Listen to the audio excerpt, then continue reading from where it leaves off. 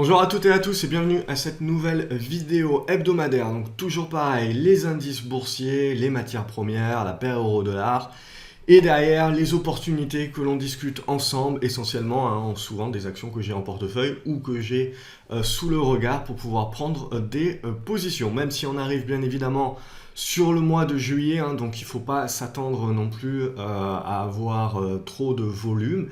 Mais justement, c'est le risque que l'on peut avoir avec une absence de volume, puisqu'on a les opérateurs qui partent en vacances les uns après les autres. On peut avoir un petit peu plus de volatilité. N'oubliez pas que pour l'instant, le marché était un petit peu poussé de chaque côté de par les tweets et les contre-tweets de Trump. Je veux dire, il souffle le chaud et le froid depuis le début de l'année. On commence à avoir l'habitude, mais le marché apparemment n'en a pas encore l'habitude et continue à y réagir. Par contre, ce qui va surtout nous intéresser à partir de mi-juillet, donc on commence déjà dès la semaine prochaine aux US, à partir de mi-juillet, donc jusqu'à la fin du juillet, on va commencer à avoir les résultats du second trimestre. Donc ce qui va être très important pour moi, c'est justement que la problématique c'est toujours la même. Les attentes sont très très fortes et donc il va falloir faire attention si on a des entreprises qui commencent à décevoir les investisseurs, pas que les résultats ne sont pas bons, les résultats vont être très bons, mais ils risquent potentiellement d'être en deçà des attentes. Et on a déjà commencé à voir sur des très bons dossiers pourtant, exemple type Trigano, ce qu'un simple chiffre d'affaires pouvait faire sur une tendance qui était parfaitement haussière, même si elle était en dégradation depuis quelques jours auparavant.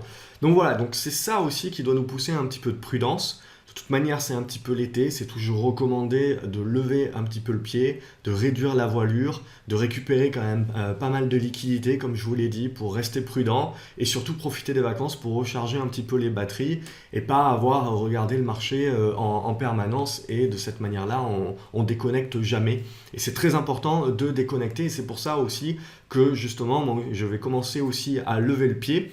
Je continue à suivre les marchés, bien entendu. Je continue à prendre des positions sur des opportunités quand je trouve qu'il y en a. Mais je vais éviter de faire des allers-retours pour le plaisir de faire des allers-retours. Et donc pour éviter d'avoir à suivre le marché quand même un petit peu trop continuellement, justement pour lever le pied, pour rester objectif. Ça vous permet de rester objectif sur la suite des opérations. Alors après, au niveau du CAC 40, je veux dire... On est toujours dans ce rebond, donc toujours un rebond technique, mais alors qui commence franchement à devenir intéressant. Donc on le voit, on avait sauvé les 5240 points. Pour moi, globalement, à un moyen long terme, on reste positif, on reste dans une tendance positive. Tant que ce gap, vous le voyez, cette zone des 5170, 5220 points, on les conserve. Tant qu'on conserve cette zone-là, évidemment, les 5240 en sus, tant qu'on va conserver ça, on va plutôt rester positif sur une optique moyen long terme. Par contre, à court terme, c'est là où on émet des réserves, c'est là où on est un petit peu plus prudent. Donc on a fait un bon rebond technique, on se l'était dit en moitié de semaine. Tous les soirs, pour celles et ceux qui ne le savent pas encore, sur mon site grafceobourse.fr, je publie une analyse du CAC 40 quand il y a quelque chose à dire, bien évidemment. S'il n'y a rien à dire, c'est l'analyse que j'ai faite la veille qui prévaut. Donc là, en l'occurrence, c'est ce qu'on s'était dit, on avait eu une bonne congestion, un bon squeeze entre les 5300 points qui ont bien servi de support à nouveau.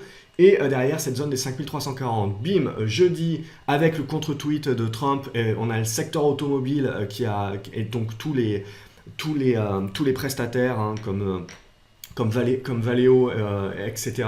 Et qui sont bien remontés, donc tout le secteur automobile qui est bien remonté, ça nous a permis de casser les 5340 points et de remonter sur cette zone des 5365. Elle a été cassée également, et donc là, bien évidemment, bim, où est-ce qu'on est revenu ? On est revenu sur cet ancien support qui était devenu résistance et qui à nouveau devient résistance. Donc cette zone des 5390 points, 5400. Donc là, on va dire que le rebond avec ce squeeze et la sortie, c'était un classique. On était capable justement de pouvoir le jouer et c'est ce qu'on a fait. Maintenant, on est dans l'attentisme parce que c'est grosse question. Parce qu'également, le marché américain, on va le voir, nous a pas mal supporté, notamment le Nasdaq. Et la grosse question maintenant, c'est combien il reste. Et surtout, je doute quand même qu'il y ait beaucoup d'investisseurs qui se mettent à faire des paris maintenant, alors qu'on a les résultats qui vont arriver. Et que potentiellement, ces résultats vont être très bons, mais est-ce qu'ils vont être aussi bons qu'attendus ? Et surtout, Est-ce que le marché à nouveau va se concentrer sur la santé économique des entreprises et donc réaliser que tout va bien pour pouvoir reprendre une tendance haussière ou potentiellement rebondir, vous le voyez, au-delà des 5410 points, 5420 points, ce qui nous ouvrirait la voie des 5450 points. Ou au contraire, est-ce qu'on va décider de broyer du noir et commencer à se dire qu'on est en haut de cycle, que c'est certainement terminé, que ça va se dégrader, en plus qu'on a Trump qui va continuer à tweeter, etc. pendant tout l'été, bref. C'est de l'interprétation de marché, c'est du sentiment de marché, et donc c'est ça que l'on suit. On ne cherche pas à interpréter positivement ou négativement ce qui sort, au contraire, on suit ce que nous dit le marché. Donc là, en l'occurrence, le marché nous dit au-dessus des 5300 points, 5340 points, on voit qu'on est allé les chercher aujourd'hui, qu'on a bien rebondi, on voit la mèche basse. Donc tant qu'on est au-dessus de cette zone-là, on tient le support, donc on valide le rebond. Ce rebond, voilà, il est bloqué par les 5390. Il va falloir bien évidemment les casser pour pouvoir aller un petit peu plus haut. Mais pour le moment, on a plutôt tendance à dire, on est attentiste et donc plutôt en mode neutre en attendant. Si on vient à recasser les 5340 points, 5300 points, là, il faudra redevenir prudent et ça sera également un signe qu'il faut à nouveau lever le pied, réduire la voilure et donc récupérer des liquidités en attendant la suite des opérations. Voilà ce que l'on peut dire sur le CAC 40 au niveau du Nasdaq. Donc on voit que également on avait un bon squeeze ici, une bonne congestion, bim, on est en train d'en sortir par le haut. Donc évidemment, il reste encore 3 heures avant la clôture de la séance aux États-Unis. Mais c'est positif, ça reste positif. Et donc le gros point pivot pour nous, il va être sur ces 6950 points. Tant qu'on est au-dessus, on est positif. Le jour où on les casse à la baisse, là à nouveau, il va falloir être très très prudent sur la suite des opérations puisque le Nasdaq peut être très très volatile. Donc suivez Amazon notamment, suivez du Facebook, suivez Microsoft. Voilà, ça se joue là clairement sur les prochaines semaines. Au niveau du Brent, on a eu l'automobile qui nous a bien sauvés, les valeurs pétrolières qui n'ont pas énormément bougé parce que le Brent ne bouge pas énormément, on le voit. Tant que le Brent va tenir cette zone ici des 75$, 76$, on est en mode support, on est toujours haussier. Si on revient en dessous, on reconsolidera. Mais pour le moment, c'est toujours très positif. Au niveau de l'or, on a eu une bonne réaction sur le support. Donc ça a été très intéressant, le support des 1240$. Et donc là, on est en train de faire un rebond technique. Donc pour le moment, pas plus que ça à se mettre sous la dent, juste que les 1240$ sont validés. Donc on peut également tracer une oblique. Et je vois que le graphique ne s'est pas ajusté par rapport à ce que j'avais tracé, c'est pas bien grave. Au niveau de l'euro-dollar, on a le rebond qui s'est validé donc sur la sortie ici. On est en train d'arriver sur la zone de résistance. Et donc là, ça va être intéressant parce qu'on risque de nourrir un squeeze également. Donc le rebond technique est toujours valide sur l'euro-dollar tant qu'on tient les 1,1650. Ça reste positif, ça reste un rebond technique dans une tendance moyen terme qui est baissière puisque l'on voit sous les 1,19, 1,20. On va rester baissier à moyen terme. Par contre, à court terme, on le voit, on est en train d'évoluer dans ce qui ressemble à un biseau descendant. On est en train de jouer un petit peu sur le haut. Et donc, on est en attente pour voir si on arrive à remonter. Je me suis bien amusé cette semaine avec tous les intervenants qui aiment bien à chaque fois dire qu'il y a un lien de cause à effet entre la baisse de l'euro et la remontée du CAC 40. Voilà, bim, vous avez eu un bon rebond de l'euro-dollar cette semaine avec un bon rebond du CAC 40. Comme quoi, il faut éviter ces scénarios de cause à effet, essayer d'expliquer les choses logiquement, expliquer, à chaque fois trouver des raisons explicatives. L'être humain a ce besoin inné de devoir toujours tout expliquer logiquement. Voilà, arrêtez de perdre votre temps là-dessus. Je vais publier un article sur ça, sur GraphCO justement. Arrêtez de vous soucier de l'économie. Tout est dans le graphique. Suivez le marché, suivez ce que fait le marché. Le marché veut être irrationnel, c'est pas grave. Il faut être irrationnel avec le marché, il décidera et il reviendra toujours à la normale quand il le faudra. Donc ça vraiment c'est très important et la plupart des gens qui sont très logiques, les ingénieurs, les chefs d'entreprise, etc., ils perdent beaucoup d'argent en bourse justement parce qu'ils ne veulent pas sortir de cette logique-là et comprendre toute la psychologie du marché et le sentiment de marché. Et ça, c'est l'analyse graphique qui vous la donne à chaque fois. Donc derrière, on a beau avoir un petit rebond technique sur l'or et il ne se passe pas grand-chose sur l'or, mais quand on regarde un tracker comme le VanEck Vectors Gold Miners, donc ça c'est les minières aurifères, Je vous recommande également de regarder les minières d'argent. Et là, c'est toujours neutre. On est toujours en attente de la cassure des 24 $. On voit sur ce GDX, vous avez le junior également qui est un peu plus spéculatif. Mais ça aussi, ça se regarde et c'est intéressant pour la suite justement de regarder un petit peu ce tracker-là qui continue à très bien se maintenir alors que l'or pour le moment fait pas grand-chose. Donc ça aussi, ça se regarde éventuellement s'il y a des changements de paradigme sur la suite de cette semaine. On va passer aux différentes actions. Alors, on a énormément de dossiers que l'on suit déjà depuis un petit moment, donc je passe rapidement dessus. ABC Arbitrage, hein, on s'en était déjà parlé depuis la rupture des 7 €, ça continue d'être positif, d'aller chercher le breakout et donc de continuer la montée. Donc c'est toujours positif au-dessus des 7 €.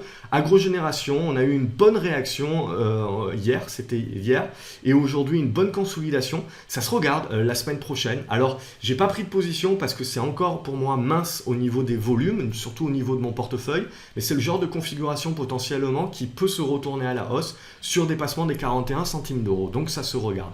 Air France également, ça fait rien de chez rien. Je veux dire, tant qu'il n'y aura pas un nouveau pilote dans l'avion, c'est-à-dire un PDG, tant qu'il n'y aura pas l'histoire d'accord qui sera un petit peu élaborée, on voit qu'on est en train de rentrer dans une léthargie. Donc évidemment, il faudra déborder ces 7,20 €. C'est ça qui va redonner un petit peu d'influx à l'action. Sous les 7,20 €, ça reste un petit peu dangereux, plutôt neutre. ALD, là aussi, c'est quelque chose dont on avait déjà parlé. Bim, on a vu la cassure ici, la conso, la cassure. On a tenu les supports dernièrement et là, ça repart à la hausse suite à des news. Il y a eu des rachats, des choses comme ça. Les volumes ne sont pas exceptionnels non plus, mais c'est suffisant pour avoir une position. Donc ça, c'est toujours très positif, c'est toujours moindre risque. Antalis également, alors ça, c'est pas du tout moindre risque, mais potentiellement à regarder la semaine prochaine. Alors, il y a très peu de volume, méfiance, mais on est potentiellement en train de construire une base pour mettre en place un rebond. Alors c'est pas très grave si vous loupez le rebond, ce qui va être très intéressant, c'est si on a le rebond, c'est de suivre derrière la construction. Et là potentiellement, on aura l'ouverture d'une position un petit peu plus moyen terme. Artefact également, on a pas mal corrigé, on est revenu sur des supports, j'ai accumulé, j'ai renforcé ma position sur cette zone-là. Je continue d'être positif et de tenir cette position. Bien évidemment, c'est le dépassement des 3,50 €, 3,60 € qui nous intéresse. Biofitis, alors là aussi, c'est un petit peu l'arlésienne. C'est-à-dire, donc là, on est complètement neutre. C'est-à-dire, est-ce qu'on le voit, on est sur un niveau pivot sur les 2,80 €. En gros, si on arrive à les dépasser, on devrait commencer à construire un rebond assez intéressant. Mais pourtant, regardez les mèches, on n'y arrive pas. Les volumes ne sont pas extraordinaires. Donc bref, c'est neutre, on est en attente. J'ai une position également où je suis en attente. Donc là, c'est en mode rebond spéculatif. Biocinex, on a eu une bonne news cette semaine. Ça a bien rebondi, ça a bien gapé, et là on est en train de consolider. Je pense qu'il faut la garder sous le coude pour la semaine prochaine, puisqu'on retourne avec des volumes. Moi ça ne m'intéressait pas avant parce qu'il n'y avait pas suffisamment de volume. On voit que les indicateurs avaient détecté bien avant la news. On voit tac tac tac tac, ici c'était bleu, c'était passé en opportunité. Et donc là, le deuxième point. Donc là, à surveiller je pense pour la semaine prochaine. Éventuellement si les volumes restent pareils. Bonne thérapeutique, je continue à surveiller, j'ai pas pris de position pour le moment encore, il n'y a pas énormément de volume, etc. Et j'attends potentiellement une mèche. Ça m'intéresserait bien d'avoir une mèche, un petit peu une purge pour descendre sur cette zone des 10,70 € et essayer comme ça d'avoir un ordre qui peut récupérer une éventuelle mèche. Katana Group, alors regardez la précision quand même de l'analyse.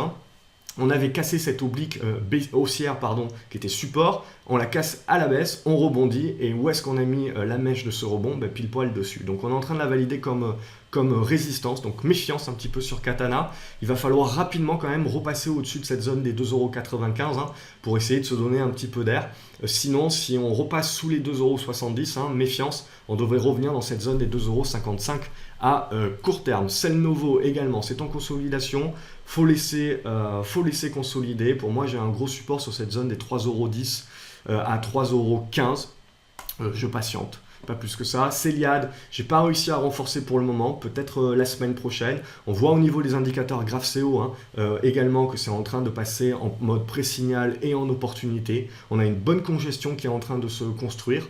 Donc là aussi, c'est positif. J'ai une toute petite ligne pour le moment, et évidemment tout est relatif par rapport à ma taille de position, et que j'aimerais bien accumuler. On reste quand même sur des valeurs spéculatives. Claranova également, on a bien rebondi. sur Clara Nova, mais c'est toujours compliqué. On voit que le rebond en fait est venu s'écraser contre la résistance oblique. Donc on n'a pas réussi à le passer, et là on est en train de revenir chercher les supports. Donc à voir pour le moment. Je dirais en attente, je n'ai pas de position sur Clara Nova. Configure, là aussi, il n'y a pas beaucoup de volume, etc. Je vous l'avais montré la semaine dernière, mais pour moi, c'est un retournement haussier. Fondamentalement, c'est un très bon dossier également. Voilà, ça peut éventuellement servir en fond de portefeuille pour être en mode, en gros, tranquille, même s'il n'y a pas de valeur défensive qui existe, bien évidemment, contrairement à ce que l'on croit. Crédit Agricole, donc là je vous le montre juste, on est dans une tendance baissière, il n'y a rien à se mettre sous la dent. Par contre, on a un rebond technique, là aussi les bancaires ont bien aidé le CAC 40. Mais maintenant, c'est là où tout se joue. On voit que le CAC 40 a été bloqué sur les 5390 parce qu'on a énormément d'actions qui sont revenues sur des niveaux de résistance. Et donc là, bim, on est en plein sur les niveaux de résistance. La question, c'est est-ce qu'on va pouvoir passer les niveaux de résistance la semaine prochaine ou au contraire, on casse par le bas. Donc là, on est allé le tester. On est en train de consolider. Donc en fait, on est coincé, donc on est neutre. C'est pour ça que je dis qu'on est neutre cette fin de semaine. Il faudra attendre la semaine prochaine. Donc c'est est-ce que la semaine prochaine, on est capable de retester et de casser par le haut, et à ce moment-là, on repart pour un tour, ou est-ce qu'au contraire, on continue de consolider et on finit par casser par le bas, et là, les vendeurs reprennent la main, et donc il faudra remettre tout rebond à plus tard. DINOV également, je continue d'attendre un petit peu. On n'est pas loin de refermer le gap sur la zone des 2,54, 2,55. Donc on arrive sur une zone de support. Je pense rentrer en mode un petit peu accumulation, voilà, entre cette zone des 2,55 et cette zone éventuelle des 2,30, 2,33. Voilà, pour commencer à me former une position au fur et à mesure. Pour le moment, j'y suis pas encore. Dirichebourg, là aussi, il y a des choses éventuellement à construire. Donc on voit qu'on a fait une belle mèche là. Donc j'avais hésité à prendre la position, finalement je ne l'ai pas prise. Mais en gros, voilà ce qui va nous intéresser pour les séances à venir. La capacité du titre, on le voit, de casser les 5,70 €. Et donc ça pourrait faire naître un rebond un petit peu plus durable, un petit peu plus mature. Mais pour le moment, ça reste un rebond technique. Bien évidemment, si on vient à casser par le bas, c'est caduc. Mais vous le voyez, construction en triangle pour le moment. EDF également, tous les analystes n'arrêtent pas de casser du sucre sur le dos d'EDF, mais il n'empêche que depuis qu'on suit le titre, et depuis qu'on est positif, on est à plus de 50% de profit. Alors aujourd'hui, il m'en reste une dernière ligne, mais on voit qu'elle continue à monter. J'avais pensé justement qu'elle freinerait son avancée, ça a été le cas, et puis là, maintenant avec les rumeurs de scission, de désengagement de l'État, etc., bref, EDF, le dossier EDF continue son rythme en avant.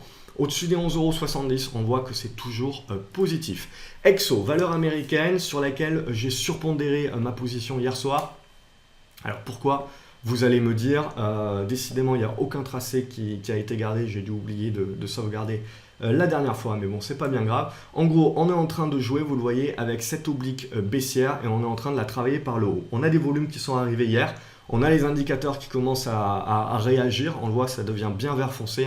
Donc j'avais déjà initié une position depuis le début du mois de juin. Et donc là, j'ai commencé, une fois qu'on a eu la confirmation du rounding bottom ici, bim, là, je commence à accumuler pour avoir potentiellement une sortie. Et derrière, potentiellement une hausse exponentielle. Ça reste bien évidemment une valeur spéculative. EO2, là, j'ai une position également, mais une petite position, rien de bien majeur. On semble avoir trouvé un petit point bas, on tente un rebond, on a fait une mèche aujourd'hui.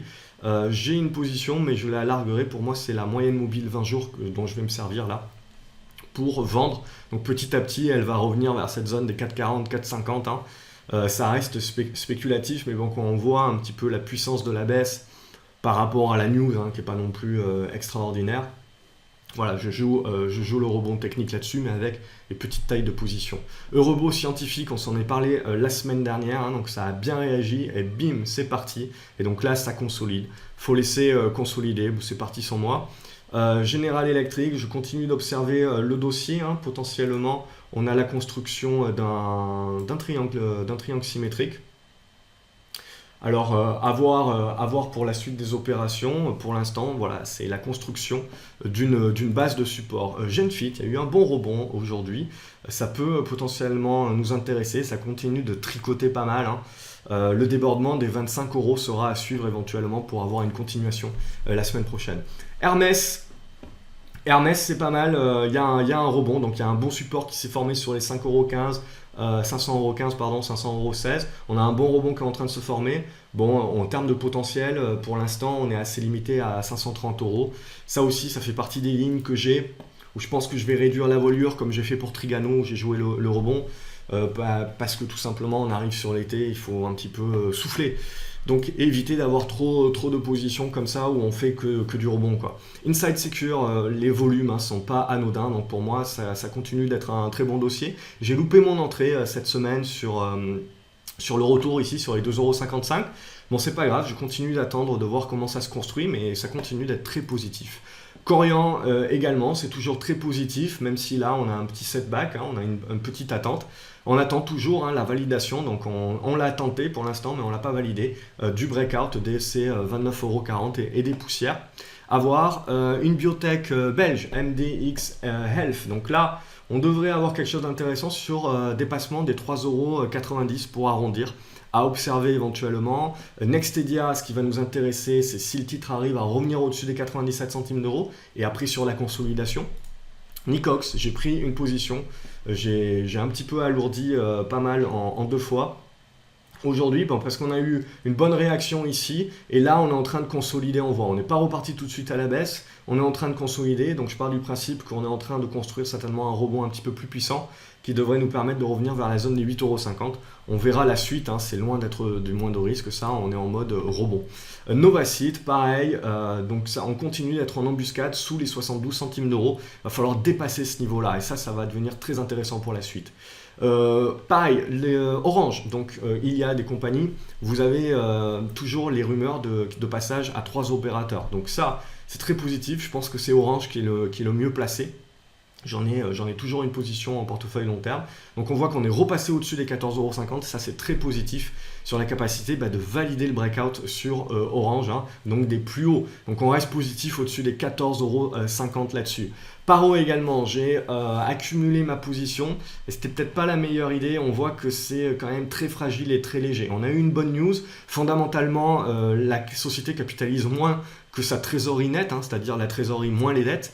Donc en gros, rien qu'avec le cash, ça vaut plus que ce que vous payez si vous achetez l'action maintenant. Mais voilà, le marché n'est pas forcément rationnel, il ne faut pas chercher à forcer sa rationalité. Donc j'ai accumulé ma position, je reste quand même sur une position qui est relativement faible en taille de position, parce que voilà, on voit le chandelier n'est pas terrible aujourd'hui, et le rebond a coupé court assez rapidement suite à cette news. Je continue d'observer cette zone des 5 €, 5,05 € et un niveau de support assez intéressant. Je continue à penser que Paro fait partie des recovery potentiels. Mais bon, pour le moment, c'est pas encore le cas. Graphiquement parlant, on n'a rien de très très beau. Voilà, le secteur automobile, on le voit avec Peugeot, BIM avait commencé à bien rebondir, et puis derrière, le contre-tweet de Trump a bien aidé sur la suite des opérations. On vient de se remettre les 20,20 €, 20,30 € en support. Prodware également, ça a bien rebondi. On continue de consolider à plat, on le voit, entre ces 12,50 € et 14,50 €, ça reste positif. Prologue également, suite à la news la semaine dernière, on avait eu des bons volumes, on est revenu chercher un petit peu les plus bas, et là on reconstruit à nouveau. Ça aussi c'est une position, j'en ai une petite ligne, mais la semaine prochaine, pourquoi pas, essayer de l'accumuler un petit peu pour voir la suite. Quantum également, j'ai un petit peu accumulé, mais ça fait partie des positions où ça sert à rien que je prenne ces positions-là en fait. Parce qu'il n'y a pas assez de volume, le carnet d'ordre est creux, même si graphiquement parlant, on sent qu'il peut y avoir un rebond technique, et puis là, tout est possible, c'est très spéculatif, ce genre de biotech-là, en plus il peut y avoir une annonce, donc vous pouvez faire 20-30%, on a vu ce que ça a fait Genomic Vision cette semaine, vous avez la spéculation qui peut prendre, et même sans news, pour une raison X ou Y, en fait, vous avez un effet boule de neige, et donc au fur et à mesure où le titre monte, il active les alertes des différents traders, et puis il rentre. En plus, quand le titre est au SRD, il rentre avec un effet de levier. Mais bon, ça, c'est pas ce qu'on va rechercher en termes d'investisseurs. Ça, c'est vraiment du pur spéculateur, et évidemment, il faut avoir un petit peu de bouteille pour pouvoir suivre ce genre de valeur-là. Et d'ailleurs, on a un étudiant dans l'académie qui l'a parfaitement tradé et qui a fait quasiment 100% sur sa ligne. Mais bien évidemment, sur ce genre de ligne-là, il faut gérer le risque. Et on fait 100% oui, mais on ne fait pas 100% sur tout son capital. Il faut toujours avoir la bonne taille de position. Donc il faut éviter de rêver quand on a loupé ce genre de valeur-là et d'essayer de se rabattre et d'essayer d'aller chercher d'autres valeurs qui potentiellement vont faire la même chose.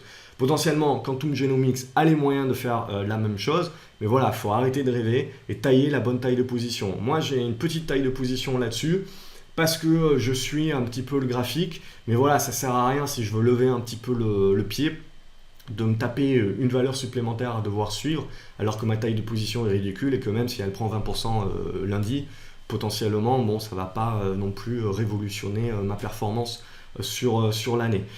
Après voilà, je la suis quand même parce que GraphSeo, parce que c'est vidéo hebdo, parce que je veux également vous donner un petit peu de poisson, même si je veux surtout vous apprendre à pêcher votre propre poisson. Et donc je vous donne quelque chose à suivre éventuellement. Mais c'est spéculatif. Hein. Renault également, on a eu le bon rebond. Regardez, bim, moyenne mobile à 20 jours. Donc à voir maintenant pour la suite, mais arrivé sur la résistance. Sanofi, j'ai vendu ma position sur Sanofi sur mon portefeuille de très long terme. Et donc là, je suis en attente parce que pour moi, on a fait le rebond, j'ai atteint mon objectif. Je pense que là, on devrait commencer à bloquer sur cette zone des 73 euros. Éventuellement, on peut aller, on voit jusqu'à la zone des 73,50, 73,60. Mais bon, en gros, on devrait commencer à bloquer un petit peu, reconsolider. Et là, ça m'intéressera pour reprendre une position. Showroom privé, ça continue de m'intéresser dans la consolidation pour initier une position. Voilà, bon, faut pas trop rêver, mais en gros, on voit que cette zone des 7,40 €, ça va être un niveau de support assez important. Éventuellement, une mèche jusqu'au 7,20 €. Le titre peut être un petit peu illiquide en termes de carnet d'ordre. Donc, ça peut valoir le coup d'avoir plusieurs épuisettes, hein, donc c'est-à-dire plusieurs ordres à court limité au fur et à mesure pour essayer de ponctionner un petit peu tout ce qu'on peut ponctionner et construire une position alors que l'on voit qu'on a une congestion qui est en train de se construire sur le titre. Hein. Solocal Group, ça continue d'être bloqué entre les 1,12 et les 1,5, hein, il n'y a pas grand chose. Supersonic Imagine, là aussi on a eu des très bons volumes hein, ces derniers jours. J'ai accumulé ma position notamment hier. Du coup là on a eu le top départ, hier et aujourd'hui une consolidation.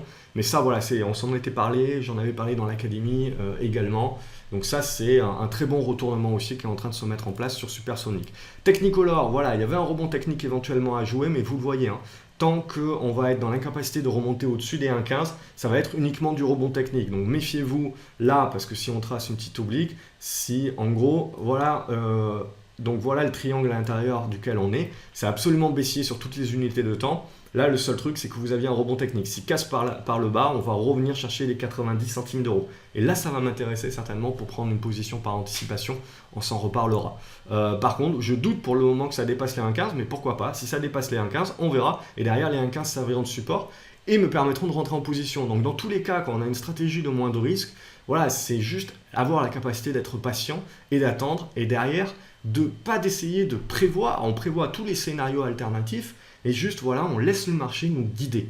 Et on prend derrière des positions qui sont moins de risque, c'est-à-dire on n'est pas là pour être pionnier, on n'est pas là pour rentrer avant tout le monde et dire regardez comment je suis fort, je l'avais vu venir. On est là pour, à chaque fois qu'on prend une position, prendre le moins de risques possible et mettre toutes les probabilités de son côté pour pouvoir faire des gains. On n'est pas là pour récupérer au maximum, pour gratter tout ce qu'on peut et essayer de prédire l'avenir. Non, on est là à chaque fois pour prendre le moins de risques possible sur des trades qui vont nous rapporter. TF1, donc là, moi je laisse un petit peu faire pour le moment. Ce qui m'intéresse beaucoup, c'est qu'on est revenu sur cette ancienne résistance qui avait été cassée ici, donc qui devient support. Donc là, ça m'intéresse énormément et si ça consolide un petit peu la semaine prochaine, ça devrait m'intéresser. En plus, si les bleus continuent un petit peu leur parcours, pourquoi pas, TF1 devrait en profiter en termes de retombées publicitaires, etc. Bref, ça peut être intéressant là aussi, mais plutôt en termes de rebond. Total, par contre, ça marche plutôt bien là. Le débordement des 53 €, on le voit, c'est très positif et on se remet en embuscade pour éventuellement faire un nouveau breakout sur Total. Donc on reste très positif. Et ça aussi, ça aide bien évidemment le CAC 40. Transgène, par contre, pas grand-chose. Hein. J'avais dit que si ça revenait dans cette zone-là, des 2,95 €, 3 €, ça m'intéresserait. Ça m'intéresse en effet, mais le fait que le rebond, là, on n'ait pas été capable, ce que j'aurais bien aimé, c'est un rebond violent, et après on revient là. Et là, je prends. Et là, on n'arrive pas à rebondir, donc là, je me dis, aïe, faiblesse, attention, j'ai toujours un gap ici. Donc en fait, je me mets en retrait, je continue à suivre la valeur, mais je me mets en retrait et j'attends un petit peu plus. En plus, parce que le marché, le CAC 40, n'est pas non plus à la fête, on est plutôt neutre. Trigano, voilà, donc hier j'ai pris en 2 fois, j'ai pris une position pour jouer le rebond technique. Le rebond technique a eu lieu, voilà, boum, j'ai pris 4% sur ce rebond technique parce qu'évidemment je ne suis pas rentré au plus bas. Mais voilà, on peut chercher à être un petit peu plus gourmand. Je ne vais pas chercher à être plus gourmand. On est sur le mois de juillet. Je ne veux pas avoir les yeux rivés tout le temps à suivre tout ce qui se passe, surtout quand on a une valeur qui a pris un pet comme ça. Voilà, on est quand même dans un fond vendeur. Donc là, le rebond technique, oui, il peut aller chercher plus haut, oui. Mais voilà, j'ai pris ce que j'avais à prendre. Et voilà, je me fais plus de soucis et je peux aller me lire un bon bouquin en faisant de la bronzette. Valeo. Valeo également, ça en a été parlé la semaine dernière, si je me souviens bien. Regardez, donc on s'était dit, voilà, si on revient dans cette zone des 45 euros, 45,50 €, ce qui s'est passé, hein, donc c'était cette ancienne zone de résistance qui avait été cassée à la hausse. Et là, on revient dessus, support. Donc derrière, on a eu le Trump évidemment qui a aidé. Mais voilà, on a le rebond technique qui s'est mis en place. Éventuellement, on va consolider, on va tenter une seconde poussée avec la moyenne mobile 20. Mais là aussi, vous regardez, hein, on reste dans une tendance qui est baissière. Donc tout ce que vous pouvez faire, c'est éventuellement un rebond technique. Mais ça vous impose de devoir suivre ce qui se passe. Donc évidemment, si vous êtes investisseur ou si vous êtes en vacances, c'est pas intéressant. Il vaut mieux laisser tomber plutôt que de se gâcher quelques heures en famille. Et Valorec, toujours pareil, on continue de tenir cette zone des 4,90 €. Voilà, et regardez, on a en embuscade les 5,20 €. Donc on va être en attente la semaine prochaine. Ça va se jouer sur le Brent. Hein. Le Brent, on a vu au début de la semaine, en gros, on a vu au début de la vidéo, que en gros, pareil, on est toujours haussier, c'est clair et net, mais on est dans une consolidation intermédiaire. Est-ce qu'on va se servir de ce niveau des 75 $, 75, 76 $ pour rebondir et relancer la hausse? Et à ce moment-là, les valeurs pétrolières vont rebooster. Ou est-ce qu'au contraire, on va patiner, on va casser ces 75 $, 75 et revenir sur les 72 $? Auquel cas, là, les valeurs pétrolières vont également un petit peu plus patiner, même si à moyen long terme, j'ai plutôt tendance à rester optimiste. Mais pour le moment, voilà, le pétrole aussi est monté en ligne droite. Potentiellement, il aura bien besoin de souffler à un moment donné, de reprendre son souffle. Mais il est toujours haussier. Voilà ce que l'on pouvait dire cette semaine. Hein. Comme d'habitude, si vous appréciez ce type de vidéo, n'hésitez pas à me supporter et à cliquer sur le petit pouce en bas de la vidéo. Abonnez-vous à la chaîne YouTube, cliquez sur la petite cloche, comme ça vous recevez une notification dès que je publie une nouvelle vidéo et vous ne loupez rien. Quant à moi, je vous souhaite un excellent week-end les graphes et je vous dis à lundi sur graphecobourse.fr et bonnes vacances pour celles et ceux qui partent déjà. Salut!